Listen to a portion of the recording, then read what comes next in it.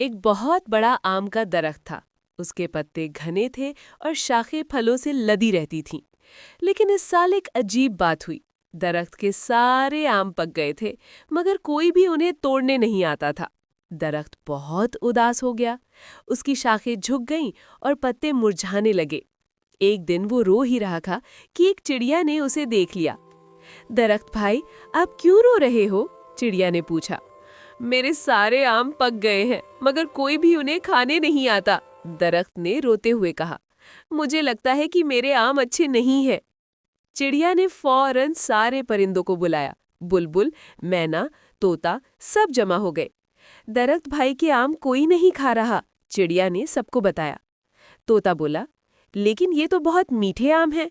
चलो, हम बच्चों को बताते हैं। परिंदों ने उड़कर गांव के तमाम बच्चों को खबर दी। बच्चे ये सुनकर बहुत खुश हुए। वो सब दौड़ते हुए दरख्त के पास पहुंचे। दरख्त भाई, हमें आपके आम खाने हैं, बच्चों ने खुशी से चिल्लाकर कहा। दरख्त की खुशी का ठिकाना न रहा। उसने अपनी शाखें हिलाईं और रस भरे आम बच्चों के हवाले कर दिए। बच्चों ने आम खाए और कहा, वाह, क्या मीठे आम हैं। दरख्त पहली बार हंसा, उसके पत्ते ताज़ा हो गए और शाखें सीधी हो गई। उस दिन से दरख्त हर साल मीठे आम देने लगा। बच्चे भी हर मौसम में उससे मिलने आते और उसकी देखभाल करते।